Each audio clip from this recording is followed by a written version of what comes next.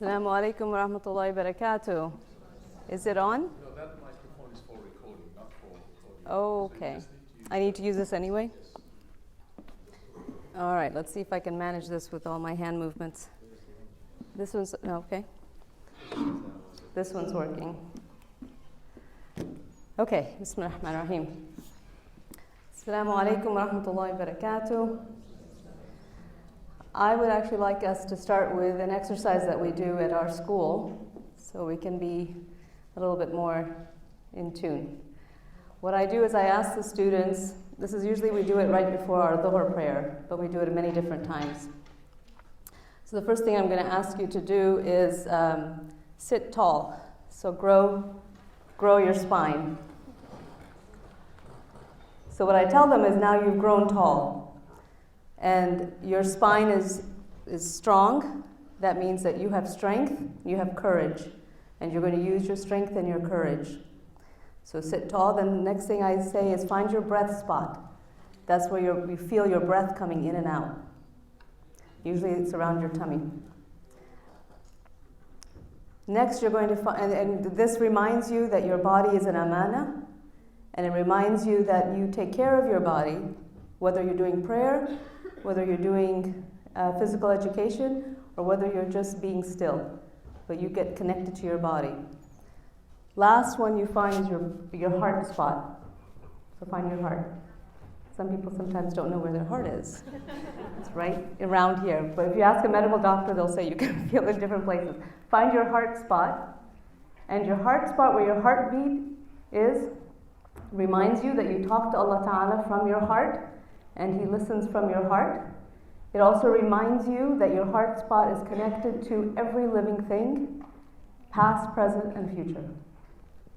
And your heartbeat reminds you that Allah Ta'ala is as close to you as the pulse that you have, because you feel it through your heart. It also reminds you to love and remember to be loved by everyone around you. Lastly, I ask them to find their sujood spot, where you make sajda. And for those of us that aren't familiar, it's where we bow down to pray, and we put our forehead to the ground when we pray. So everyone will look down and find their sujood spot. And that reminds you that when you make sajda, when you prostrate, when you touch the ground with your head or in any way that you pray, that you are talking directly to God.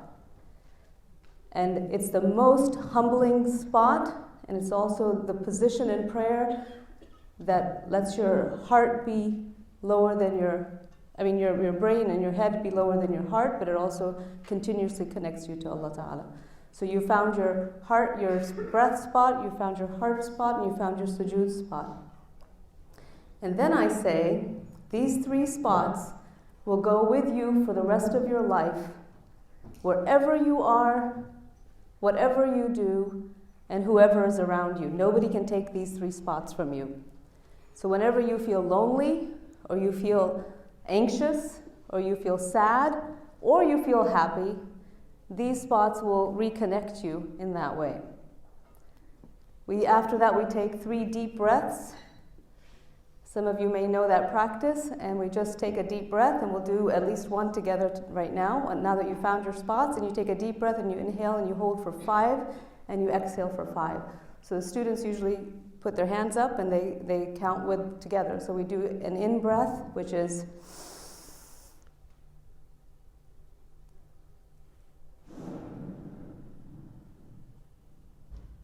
Alhamdulillah. And we do that 3 times. And then we make the adhan to pray. So it's not part of prayer, but it's a way to focus for prayer. And then students will use this in their classroom as well if they need to refine their peace or their sakina. And I'll talk about that a little bit more as well. So now that we've found all of our spots, we are going to acknowledge that we use our mind and our heart.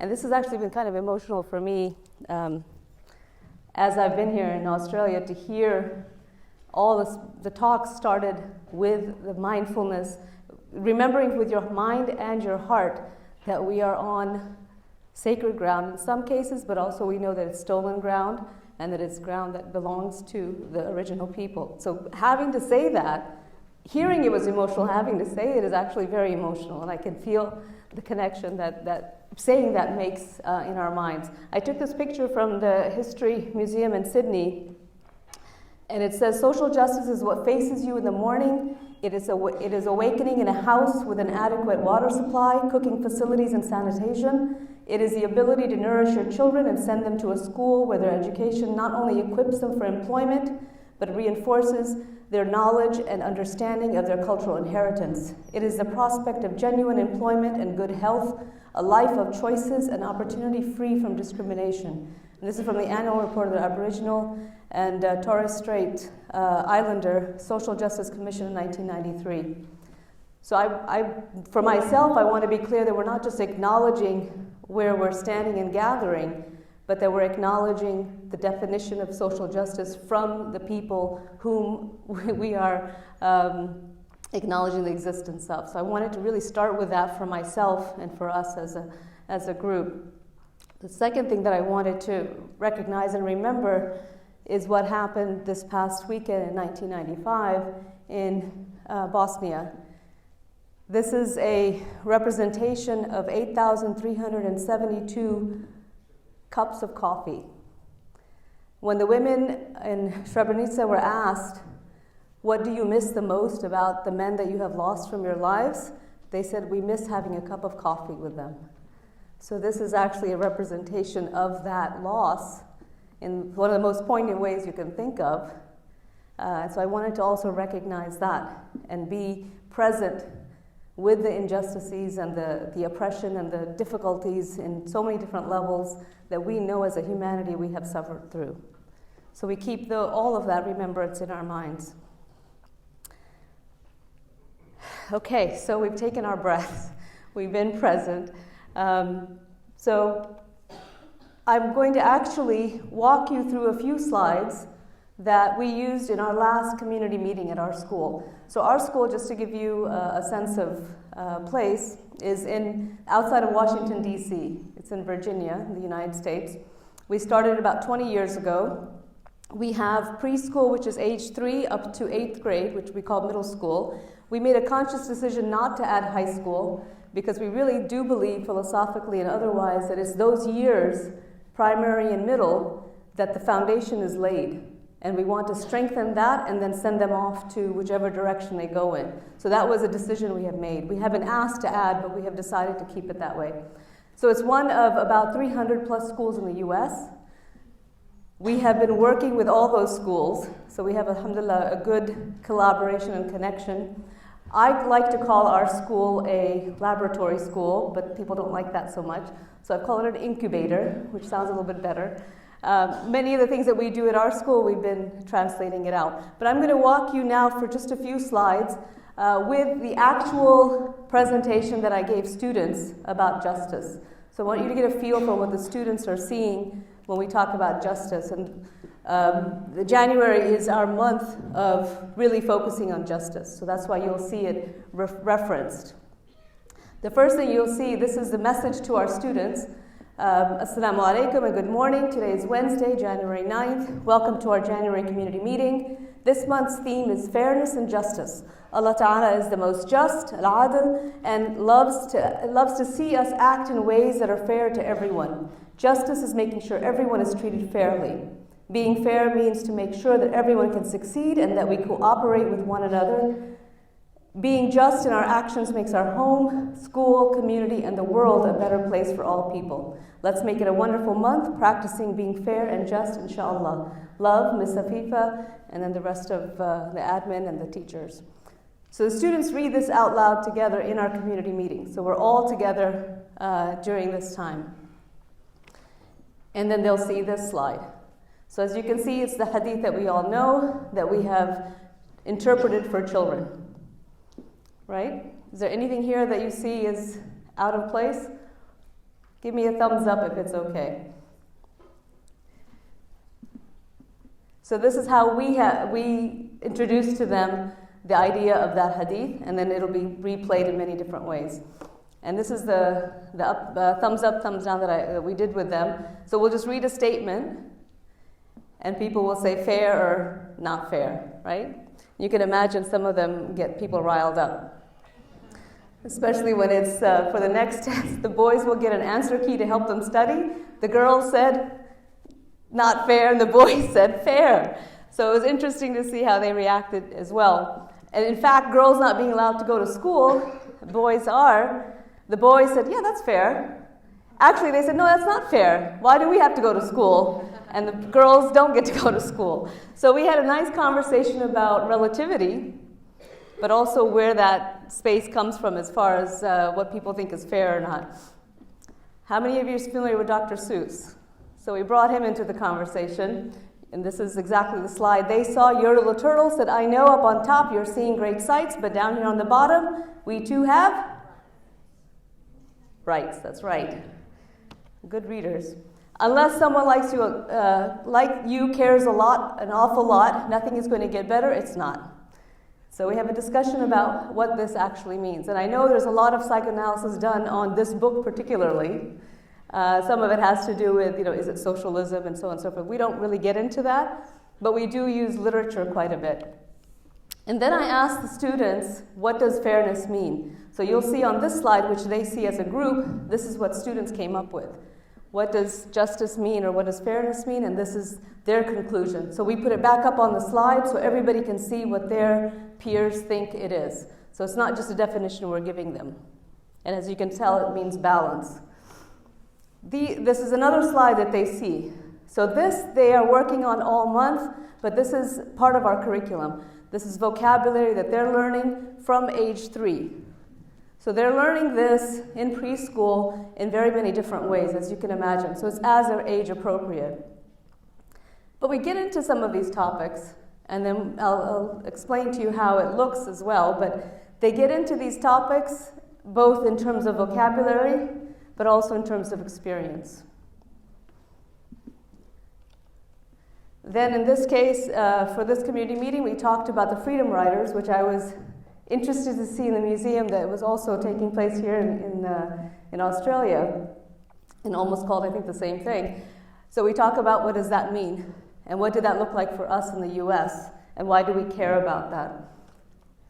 We also globalized it. So again, these are the slides that they're seeing, and we talked about a good friend of mine, Dr. Hawa from Somalia, and what she had done for justice and peace there. Finally, the last slide that they'll see is what we're going to be doing. So this is what they're going to be doing for the month of January. You may or may not know Dr. Martin Luther King's birthday is in January, so we celebrate it. And most schools take off. They're not in school. We stay in school and we call it a day of service. And then it actually becomes a week of service. So we do service projects the whole week, and we commemorate Dr. Martin Luther King's legacy. And then, as you can see, of course, we bring up the hadith from Prophet Muhammad ﷺ in terms of service. And how does service connect to justice and equality? So we'll pull that together, and then you'll see the list of things that the students, most of these are students initiated, but each class picks a service to do. And then they'll do it as part of this. So those were the slides that we shared with students. I wanted to give you a sense of, and they're not all of them, but they're just a sneak peek into what they will be looking at when we talk about some of these topics. So now just taking a kind of a step back, and what does education mean? What does it look like? So for us in the US, and then specifically for the work that I've been doing, we've been really looking at not just defining education or following a definition of education that many educators come from, but looking at it from different perspectives and lenses. Meaning I come from a cultural anthropology background. I have other folks in our team and others that come from many other different backgrounds. So it's interrogating the idea of education outside of education. So I think that's been a very healthy conversation. It's also been a healthy debate in some cases, but ultimately it's led us to understand that we can redefine and we can actually take ownership of the process rather than it being dictated to us in terms of as a school. So that's just all to say, where do we come from and where do we fall on that? And we've been looking at, what's the imagery you can use for education? So obviously here's I think it's a 500-year-old tree, and people will say, of course, tree represents knowledge, you have the tree of knowledge. People will also say, well, it represents the branches that grow, right? And the fruit. So many times a tree is used for education. I wanted to share a learning that I had about trees that I found fascinating. A lot of times people will say education is also, the roots are important for a tree. And it's important that we have strong roots and deep roots, right? Well, my husband and I visited the redwood forest in Northern California. Has anybody ever seen a redwood tree or know what that is? Redwood trees are enormous. They are 500, 600 feet, I don't know the meters, tall, and they're just big, and they're huge around. But what I didn't know, and we found out, was actually their roots don't go down very far. As huge and as enormous and as majestic as these are, their roots go down not very far, but they do go across. So instead of down, they go wide. Instead of deep, they go across the floor of the forest. You'll see patches where there's nothing for a while. But what actually happens is from those roots that grow that way, more trees grow from that. So it's actually nurturing life from itself. And I thought, remarkably, in terms of education, in terms of what we do as educators, the fact that you don't have to think about how deep your roots are or how much you're trying to instill in a child, and so on and so forth, is actually the breadth of it. And it's actually, you don't even know where that growth might happen. It might be down the line, or it might be, as we like to say, ripple effect. So really, and this was just more recently, the idea that we could think of education in a different way, or teaching in a different way, or just even sharing in a different way, and that it goes to a different depth. I wanted to share that learning that I had. And I also want to synthesize some of the things that we've been talking about here. Education is, as many of you have said, and we've been sort of pledging the allegiance to this, education is about transformation. It's not about information. It's about something happening. It's about something active. It's about something moving from one thing to another. It's also, as many of you have said, that the highest goal of Islamic education, or education from an Islamic perspective, or I would argue from a spiritual perspective, because it's not necessarily one religion or the other, it's about the cultivation of a soul that possesses the adab. And some people will say, well, that's just manners.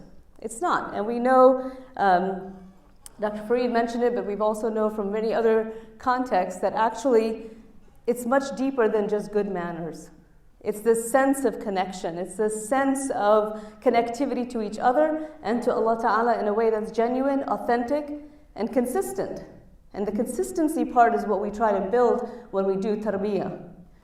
It's consistency of the idea that you can be connected in a way that perhaps you didn't know before and now you know. And sometimes that's not from a teacher. I think many of us have said how much education takes place outside of a classroom. But it's that innate connection. So if we believe that, and we believe that education is the soul and the mind, which we've all agreed on, and education means to bring up and so on and so forth, but what we really want to think about is, if we're talking about an education that's transformative, what we're really talking about is the fitrah. So we can leave all the jargon aside. We can leave all of this debate and discussion about pedagogy aside for a minute and just think about what does the fitrah in the sense of education mean? And we all like to say, but children are naturally, however you want to define fitrah, but many times people will say children are just naturally pure or they're naturally connected. Fitrah really is that they are naturally in total and complete understanding and love with and for Allah. They already have that connection to God. They also have a natural disposition to learn. That's what fitrah really is as well. Fitrah is an openness to learn because that's how we're created. So what happens is we go around thinking we're going to teach them things, when in fact they already have, or what I get concerned about is when we say we have to teach them the love of Allah. We have to teach them how to love Allah. The reason that grates on me is because that's not something you teach a child. That's something they already have. It's a connection that they already have that's so deep that we may actually be disrupting that connection when we're trying to impose a teaching about it on top of them. Where does that put us as educators? And it's not just the love of Allah, but the love of learning. So I've been thinking about it in terms of the scaffolding. Many of you know scaffolding in education terms, right? Is to make sure that children learn things incrementally and you're building it up. So obviously it's a scaffold. You're building it up as they go. If you're thinking about scaffolding the fitrah, what you're saying is it exists as this innate natural curiosity, natural connection to learning. So all you have to do, this is all you have to do, is create the scaffolding around it to make sure that that fitrah not only stays, prominent as that love of learning and connection to Allah, but it means that you give it the environment to really flourish in that way and to be further connected, or as I was saying, to be consistently connected. So giving them tools to make that consistency apparent in their lives. And we'll talk about some of the tools, but that's what I want to think about when we think about whether it's social justice itself. And if you've noticed, I haven't said it's all connected to social justice, because the argument I want to make is all of what we're doing is building this scaffolding for the fitrah. But the child already is innately, and the word is, you can't get in the way of the fact that the child already is predisposed towards justice, is already predisposed towards what's right. And if you think about it, a young child, whether they're 3 years old or a little bit older, will be very upset when something is unfair, will be very upset when somebody lies, is very upset if you don't keep a promise. If you tell the child, we're going to go get some ice cream after such and such, and you don't do it, you think it was just ice cream, what's the problem? No, for the child, that is an injustice that has been meted to them. That's how serious it is. So if you look at child psychology, or you just look at your own children, or you look at the classroom, that distinction of what that fitrah does already that we're not recognizing, or we're not appreciating, or we're not acknowledging goes directly contrary to the teachings of the Prophet Muhammad ﷺ, who said, respect every person. And by person he meant from 0 to all the way up in terms of age, right? So I want to think about the scaffolding part and keep that in mind as an approach. So this is a lot of words. So one of the ideas we have is, well, then what do we want to do with this fitrah? What do we want it to blossom into? So this is a schematic that we kind of came up with. What do we want for our children at our school, for example, but also just generally, what attributes do we want them to have in their life? I think somebody was mentioning, I think Professor Dobson was mentioning about the 21st century characteristics and so on. We did some research. We looked at McKinsey and Associates and others that have done research on these 21st century attributes. So we looked at that. So this is data-driven, evidence-based. So that's what I want to make sure there's an asterisk there. This is not just because we sat down and came up with these in a vacuum. We came up with these because we know this is what we need in our societies, regardless of where we are.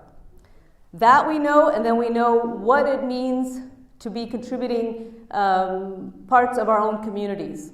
And then we know what comes from our own faith and our own spiritual traditions. Again, they could be across traditions.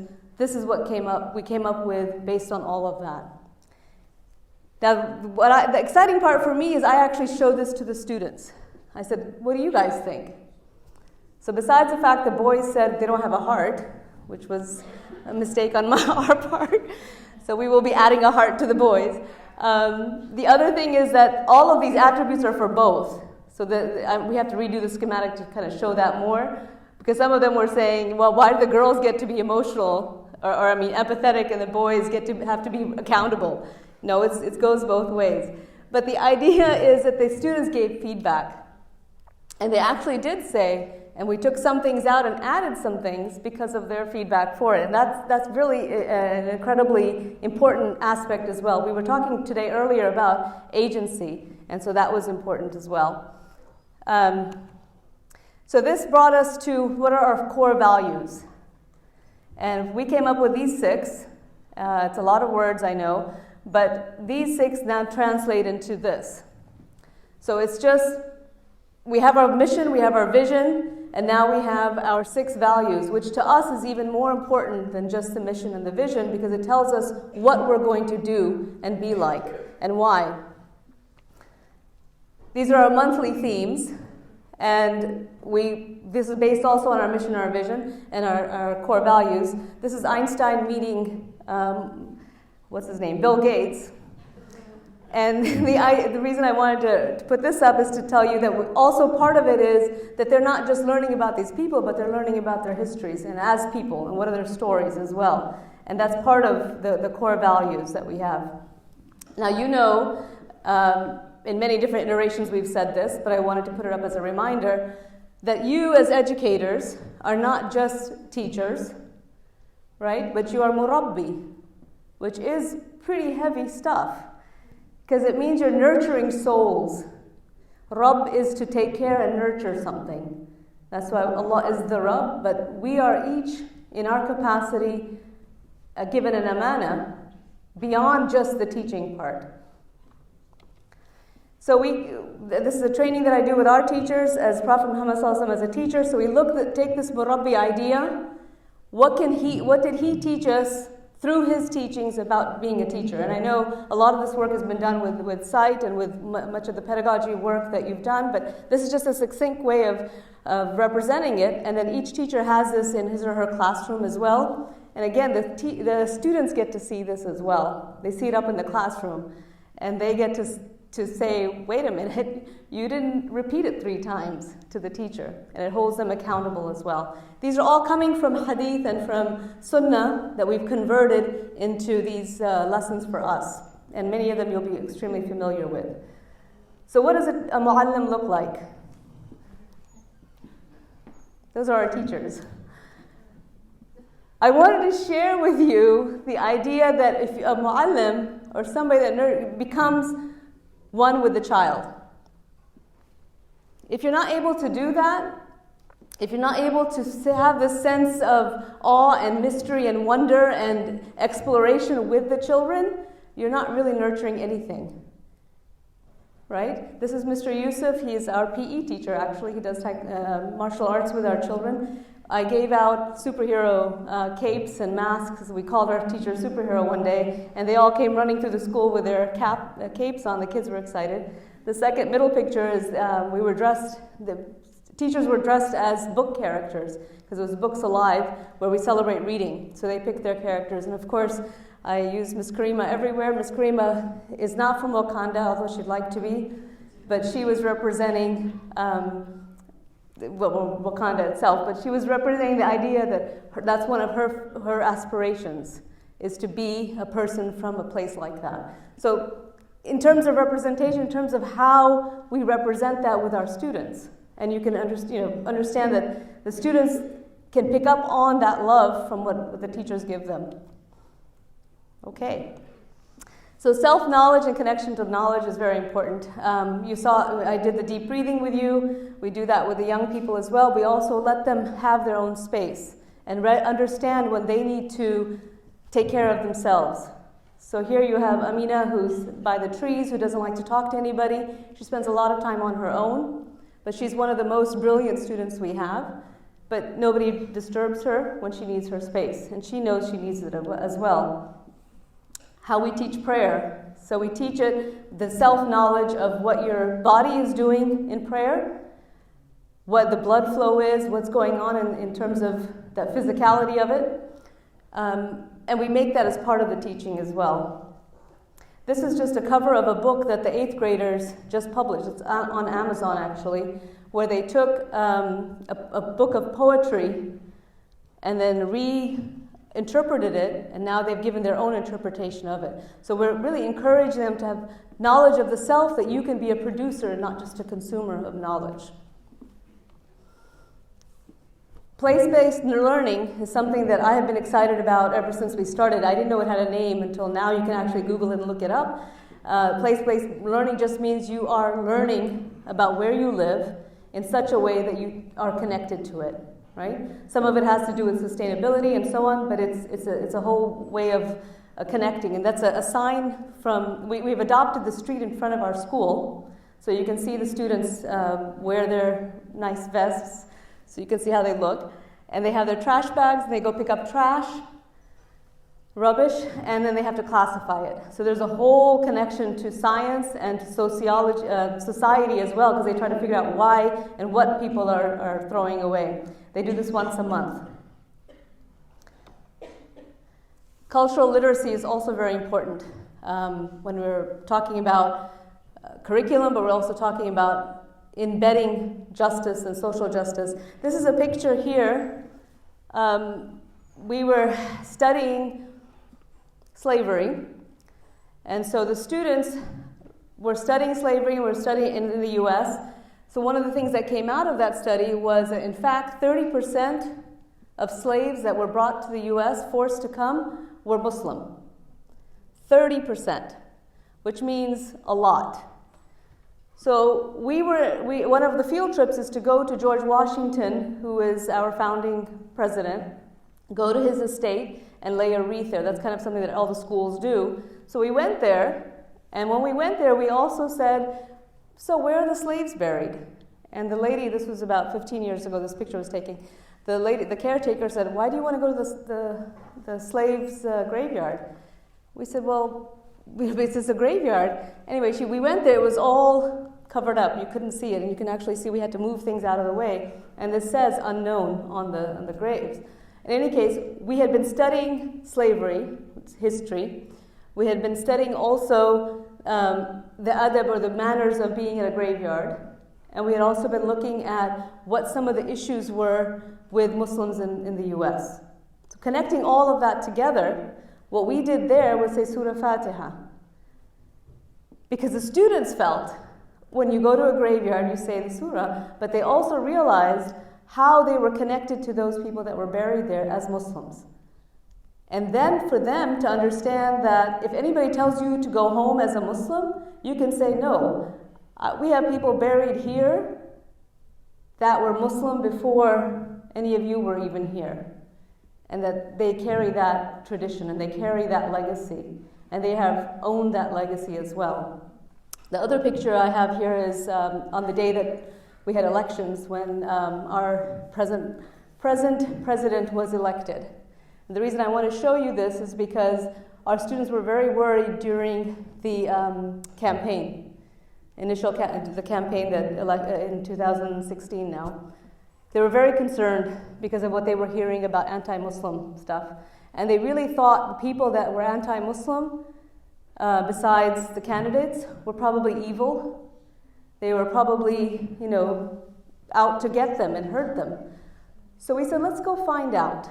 So on the day, this is the polling day, our students went, you can see them with their clipboards, they went and they asked people that were coming out of the polling station, who did you vote for? What is your concern about this country? And what do you wish could change? And they met people that had voted for Trump.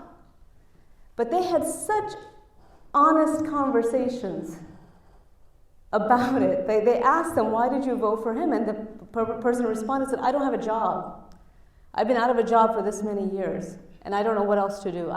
I feel like if I vote for him. In any case, it was a whole long session of conversations with people that they thought were evil. And so we debriefed on that, and you can imagine it was just like they couldn't understand how they had even thought these people could be the way that they were. Now, there's a lot more work that's been done since then, and it's not that simplistic, and we do have people that are hating and people that are creating these problems for sure, but it's setting them up for understanding that they can be out of their comfort zone. We also have structurally put into place how we are learning from our elders and from the heritage. So some of it is oral history, some of it is connecting to stories from before us, and this is just, these are all grandparents, and they're sitting with 5th graders, and they were telling stories. And the amazing thing was, the parents of the children said they had never heard these stories before until they were put into this space. So meaning that they didn't hear their own parents' stories. Their parents were telling the students in school, in fact, and the prompts were about what did you experience, but it was very specific. So this was during a lesson on oral history and storytelling and communication. So it was all part of something larger that they were doing. This was a garden that we built, and we actually got a grant, and they were learning about workers' rights through Cesar Chavez. You could see they worked really hard. They were taking the garden themselves, but then they learned about protests, and they learned about workers' rights and equal pay. So then I had a parent call me and say, Afeefa, my children are protesting, not getting enough allowance. They've been doing a petition and they've been marching around the house. And I said, well, that's great. That means the lesson worked. They knew what to do to be able to do what they needed to do in their own lives, right? So it's a touch and go, but that basically we write that up to the lesson learned. Some more examples of how we can create innovators and problem solvers through understanding the world around us. We have an innovation convention every other year where they have to come up with solutions to problems themselves. So rather than just the science fair where you're taking a hypothesis and going through it, you have to find a problem in your life and figure out how to solve it and be able to talk about it. And so some of these problems, some of the things that they identify are profound. And some of them are such that, they're small little things in the scheme or scale of things, but they're their problems. My son, actually, I like to use him as an example because he's my son, but he had an issue because he had very bad handwriting. And he would have to write his spelling words 5 times. So his invention was to put together 5 pencils, tape them together, and then voila, he's done. And he won, because of the process that he went through and how he explained what he did and why he did it. It was an innovation, right? So you start making them think about how they can solve a problem that doesn't have to be a world problem. It's just in their life and in their connection. And also, when I was showing you picking up the trash, the rubbish, one of the things that we tell students is when you're having a bad day or you're feeling like you're oppressed in some way, find something in your life that you do have control over. Find something in your life that you can make better. And guess what? It can be as simple as taking a plastic bag or a bag outside, and as you walk, pick up whatever's in your path. Don't even go outside of your path. Just wherever you're walking, pick up what's in front of you. And then when you look back, you'll see you left a cleaner path, right? That's empowering. Besides making things cleaner, it's empowering the child. It's empowering us to understand that we have ownership and agency, and it's tangible. We had, folks parents telling us, "Why are you having them pick up rubbish? I don't want my child doing that." I'm sure you've all heard, when you try to do something interesting, there's always that parent that comes back. But the fact of the matter is, now when the child goes somewhere else, and that's what you hear, but we went on vacation to the beach, and my child was picking up trash, and I like it now. A parent is saying, "I like to see that." It was their own initiative. Nobody told them they had to. But it also means, well, the child needed something, because we're equating it with that. I know I was talking to somebody about, we were talking about people using it as a punishment. That, you didn't do what you're supposed to do, go pick up the trash. Actually, we're switching it around. You're picking up the trash because you want to feel better about something. Or you want to help the world. You want to adopt what's around you. I think Hafsa's coming down to get me. This is another thing that we were looking at is know your neighbor. So our students were very concerned that people didn't know about Muslims and didn't know what we were really like. So they made these notes. They're just simple notes. I don't know if you can read them, but don't worry, be happy, etc. And we went to the local shopping area, and they just gave them out. And they didn't say, I'm Muslim or anything. They just gave them out, and it made a connection to each person that they gave it out to. And people were amazingly responsive to them. First, they were like, "Do you want money? What do you want? Why are you giving me this?" And the students were surprised that they were asking them, if they wanted money. They said, no, we're just trying to be kind. We're just trying to be nice. So it was a lesson in itself, how they responded to that. The students are we pack 10,000 meals every year. These are ready to make meals. These are boys that are fixing up a table for a refugee apartment for Syrian refugees. I just want to give you a couple of examples of, those are sort of programmatic and in the classroom. This is policy. This is what comes from the admin. So we have a policy, this is about a 4-page policy that we have adopted. And it's a policy on peace, moderation, and engagement that all the teachers sign after we go through it with them.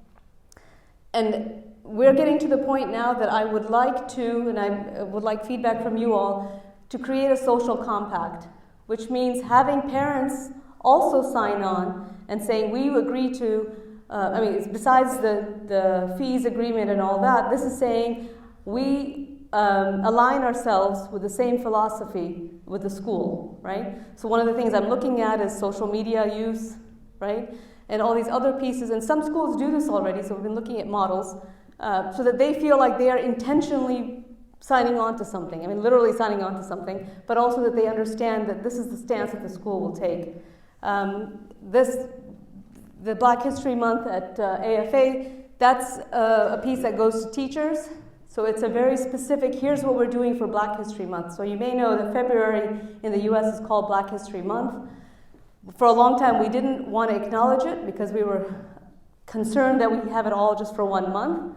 But now if you'll see this, we think of it as cultural literacy, that our students should know that Black History Month is being celebrated. And now we can look at it in terms of how to actually do it mindfully. Columbus Day is usually in October. It's also celebrated as the discovery of America.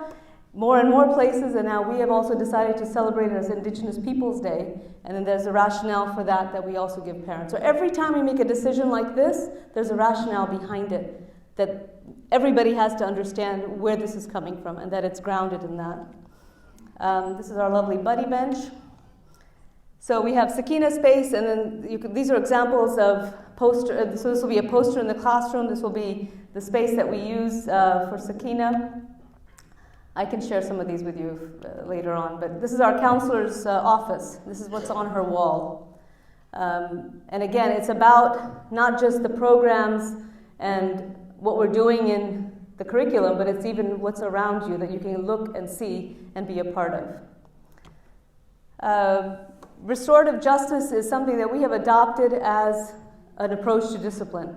If you're not familiar with it, you can Google it, you can look at it. There's many different aspects to it, but we've decided that it's something that we want to look at and implement in our school. Responsive classroom is another it's a classroom management approach, but it's something that we were doing as responsive, and then we found out it's actually called something. There's actually a whole training behind it, so we were happy to find that.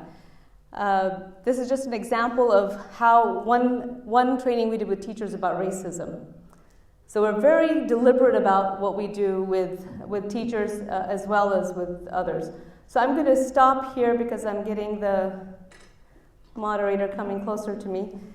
But I wanted to share with you some glimpses, and I know we have some time for question and answer, but I have a whole other part that I want to share with you at some way or the other about how we integrate all this into Islamic studies and how we integrated this into curriculum as well.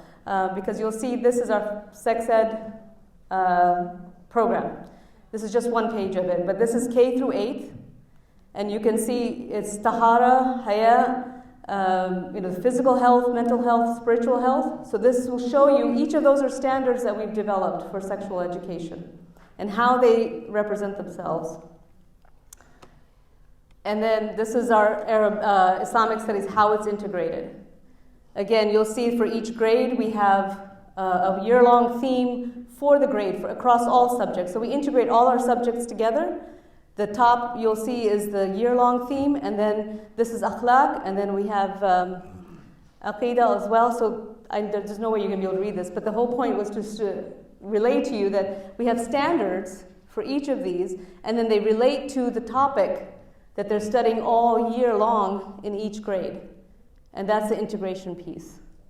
right? So we don't use textbooks in our school except for math. We use as many trade books as possible, and so this gives us the ability to do this kind of work. I'll stop there. And if there's interest, then I can go a little bit more into the Islamic studies part of it.